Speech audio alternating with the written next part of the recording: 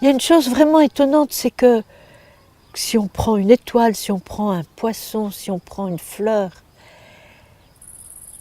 c'est d'une beauté stupéfiante.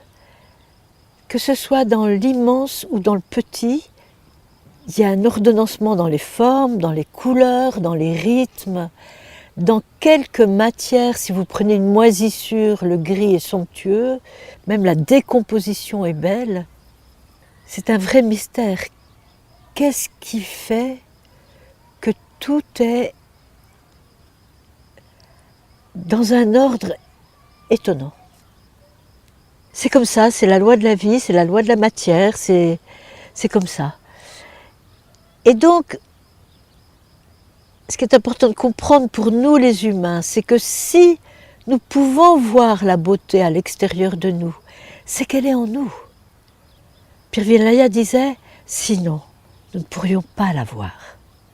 Donc ça, c'est vraiment un réconfort énorme, parce qu'il faut quand même bien dire que la condition humaine, c'est pas simple. Hier, je coupais des carottes. À chaque rondelle de carotte, le dessin est différent, mais l'ordonnancement est le même. Donc la beauté nous entoure complètement, elle est là en permanence, dans la simplicité des choses. Et chaque fois que nous la voyons, ça éveille notre propre beauté qui est à l'intérieur de nous. Saint Augustin a dit « Je t'ai cherché longtemps à l'extérieur, je ne savais pas qu'elle était à l'intérieur. » Lorsque nous découvrons que oui, le vivant, il est aussi en nous, bien sûr. Nous ne pouvons plus avoir cette image pénible, lourde parfois, de nous-mêmes. Je dis toujours aux élèves, adhérez à votre beauté, dites oui, dites oui. C'est très important de dire oui. La sagesse est en moi, oui.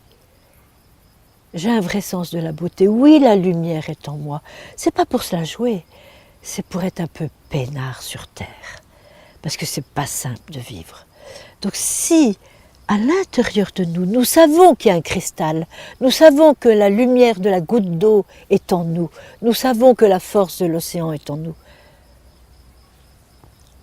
on peut vivre tranquille.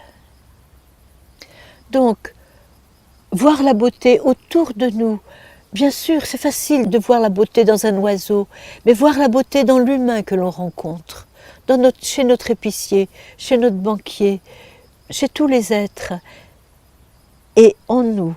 Là, c'est notre responsabilité d'être humain.